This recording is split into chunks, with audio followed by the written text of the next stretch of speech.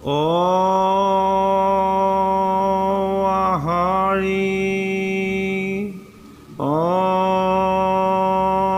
ৰাম কৃষ্ণ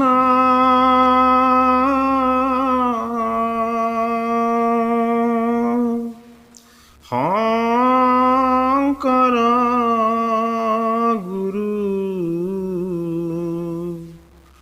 হৰি ৰাম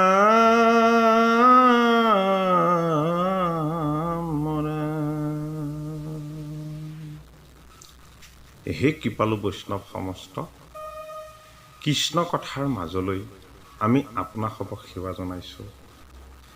আমি যোৱাভাগী পাঠত ভগৱন্ত কৃষ্ণৰ কৌস্তভ শিৱৎস আদিৰ ৰত্নই কি তত্ত্বক ধাৰণ কৰে আমি সেই সম্পৰ্কে পৰ্যালোচনা আগবঢ়াইছিলোঁ।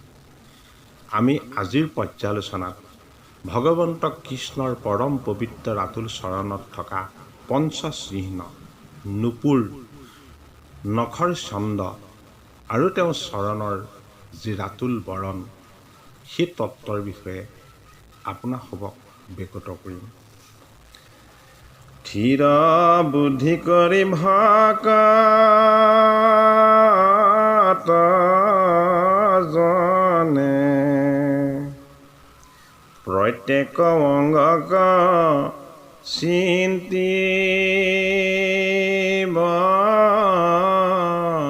মনে ঈশ্বৰণ পদ্ম দেখি সুখী হৈ অৰুণ আতিপ দতল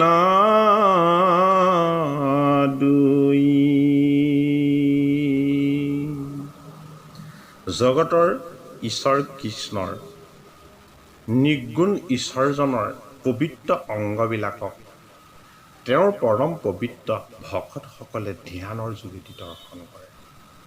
সেইবাবেই ধ্যান বৰ্ণনৰ দ্বিতীয় কীৰ্তনত এই কথাক গুৰু শংকৰদেৱে আমাৰ বাবে আগবঢ়াইছে। ভকতৰ সুখ জগতৰ ঈশ্বৰ কৃষ্ণৰ ৰাতুল চৰণ দৰ্শন, ভকতৰ আনন্দ জগতৰ ঈশ্বৰ কৃষ্ণৰ কথা শ্ৰৱণ আৰু কীৰ্তনত। সেইবাবেই জগতৰ ঈশ্বৰ কৃষ্ণৰ যি ৰাতুল অৰুণ বৰণৰ তেওঁ চৰণ, এই চৰণেনো কি বুজায়?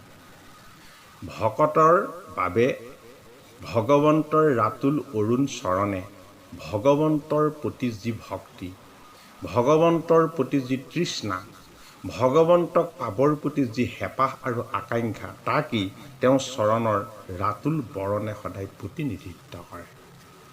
ভগৱন্তৰ এই ৰাতুল চৰণত ধাৰণ কৰা চিহ্নবিলাকৰ বিষয়েও ভকতে ধ্যান কৰে।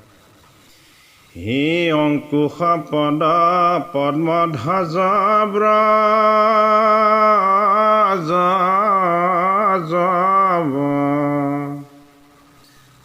দেখি চিহ্ন তাতে মিলে উৎসৱ।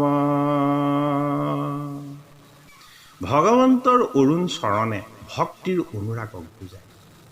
ভগৱন্তৰ ভক্তিৰ অনুৰাগৰ যোগেদি ভগৱন্তৰ চৰণত 5টি পৰম পবিত্ৰ চিহ্ন ধ্যানৰ যোগেদি দৰ্শন হয়। এই চিহ্নকেইটা হ'ল অংকুশ, পদ্ম, ধ্বজ, ব্ৰজ আৰু যৱ।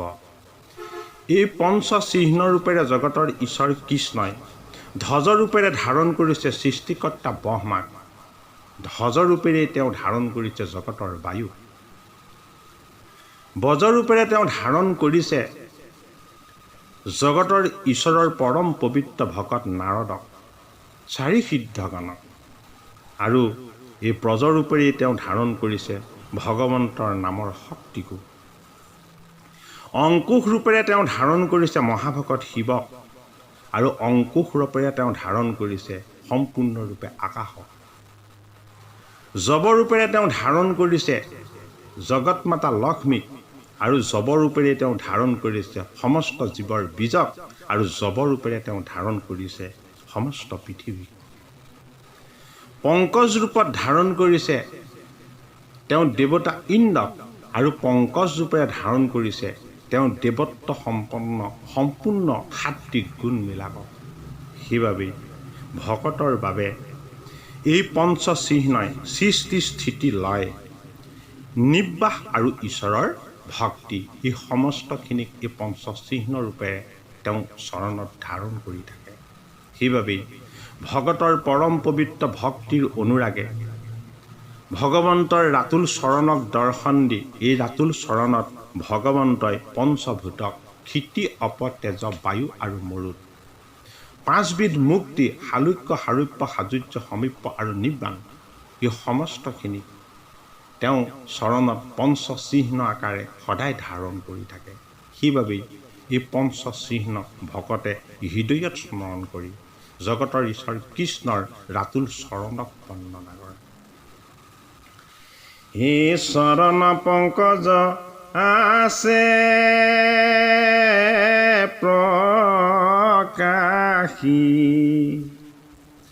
আঙুলি পান্তিতা ৰভৈল পাহি দেখিয় ৰত্নৰ পাকৰি নয় এ প্ৰকাশে তাতে ন খচন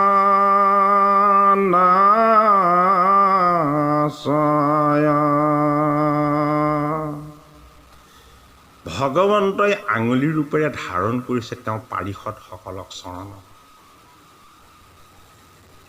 এই পঞ্চবস্তুক তেওঁ পঞ্চচিহ্ন ৰূপেৰে ধাৰণ কৰি তেওঁৰ ৰাতুল চৰণতেই তেওঁ আঙুলি ৰূপেৰে পৰিধান কৰি আছে পাৰিষদসকলক।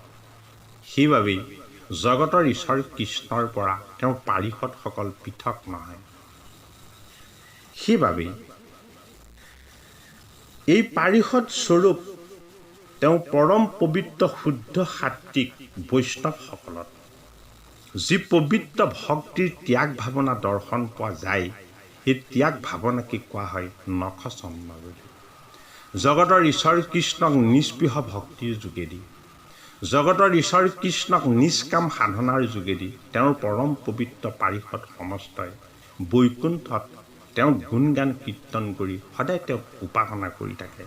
সেইবাবেই জগতৰ ঈশ্বৰ কৃষ্ণৰ ৰাতুল চৰণৰ নখচন্দৰ যি দিব্য জ্যোতি এই দিব্য জ্যোতিত প্ৰকাশিত হয় তেওঁ পাৰিষদসকলৰ ভক্তিৰ যি গভীৰ পোহৰ এই ভক্তিৰ পোহৰ এই ভক্তিৰ গভীৰ পোহৰত ভগৱন্ত কৃষ্ণৰ আশীৰ্বাদ প্ৰতিভাদ হয় ভকতৰ বাবে। সেইবাবেই জগতৰ ঈশ্বৰ কৃষ্ণৰ ৰাতুল চৰণৰ নখচন্দৰ জ্যোতি ভকতৰ হৃদয়ৰ এক অনুভৱৰ পৰম পবিত্ৰ বস্তু।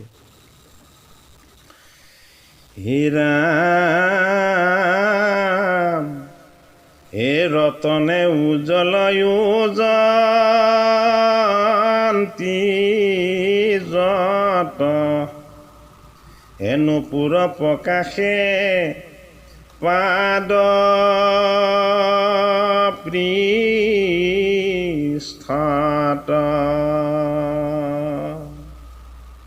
জগতৰ ঈশ্বৰ কৃষ্ণৰ চৰণৰ আঙুলিত পৰিধান কৰা যি দিব্য আঙুঠি এই আঙুঠি হ'ল ভগৱন্তৰ ভক্তিৰ পৰম পবিত্ৰ গীতাৰ যি এক শৰণ তত্ত্ব এই এক শৰণ তত্ত্ব তেওঁৰ পৰম পবিত্ৰ ভকতসকলে তেওঁৰ পৰম পবিত্ৰ মহন্তসকলে তেওঁৰ পৰম পবিত্ৰ পাৰিষদসকলে জগতৰ ঈশ্বৰ কৃষ্ণৰ ৰাতুল চৰণতে সদায় আশ্ৰয় লয়। এই ৰাতুল চৰণৰ আশ্ৰয়ৰ যি চিহ্ন এই চিহ্নকেই তেওঁ চৰণত পৰিধান কৰে উজ্জন্তি ৰূপেৰে। সেইবাবেই পৰম পবিত্ৰ ভকতে জগতৰ ঈশ্বৰ কৃষ্ণত একান্ত চিত্তে শৰণাপন্ন হৈ এই উজ্জন্তি স্বৰূপ ভগৱন্তৰ এক এক শৰণক তেওঁলোকে হৃদয়ত ধাৰণ কৰে। সেইবাবেই জগতৰ ঈশ্বৰ কৃষ্ণৰ এক দিব্য অলংকাৰ হ'ল এক শৰণ তত্ত্ব গীতাৰ যি ভক্তিৰ গভীৰ তত্ত্ব এই ভক্তিৰ গীতাৰ গভীৰ তত্ত্বক তেওঁ চৰণৰ আঙুঠি ৰূপেৰে অলংকাৰ ৰূপেৰে উজ্জন্তি ৰূপেৰে তেওঁ পৰিধান কৰে। জগতৰ ঈশ্বৰ কৃষ্ণই পৰিধান কৰা চৰণৰ যি নুপুৰ, এই নুপুৰেও জগতৰ ঈশ্বৰ কৃষ্ণৰ গভীৰ ভক্তিৰ তত্ত্বক ধাৰণ কৰে। জগতৰ ঈশ্বৰ কৃষ্ণৰ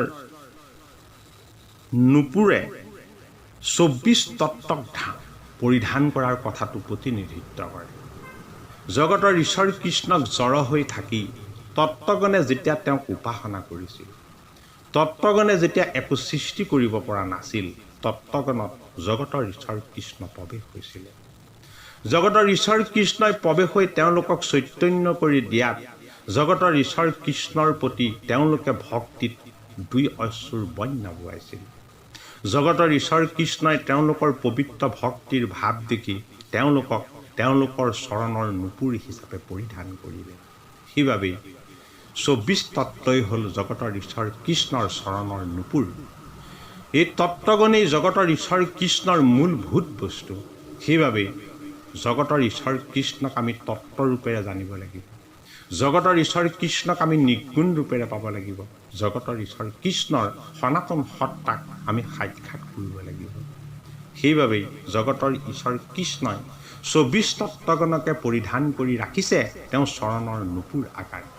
এই নুপুৰৰ ৰুণু জুনু ধ্বনিয়ে আমাৰ হৃদয়ত জগতৰ ঈশ্বৰ কৃষ্ণৰ ভক্তিৰ ভাৱক যেন জাগ্ৰত কৰে। সেইবাবেই তত্ত্বগণৰ উপাসনাক জগতৰ ঈশ্বৰ কৃষ্ণই কোনোদিন নেৰাৰ দৰে ভকতৰ ভক্তিৰ ভাৱনাকো জগতৰ ঈশ্বৰ কৃষ্ণৰ ৰাতুল চৰণত সদায় তেওঁ পৰিধান কৰে। সেইবাবেই ২৪ তত্ত্বই হ'ল জগতৰ ঈশ্বৰ কৃষ্ণৰ চৰণৰ নুপুৰ। হে ৰাম হে ৰত্নৰ সোঁৱৰ জলে জংঘাত, হে উৰু কৰি কৰ সমসাক্ষাৎ।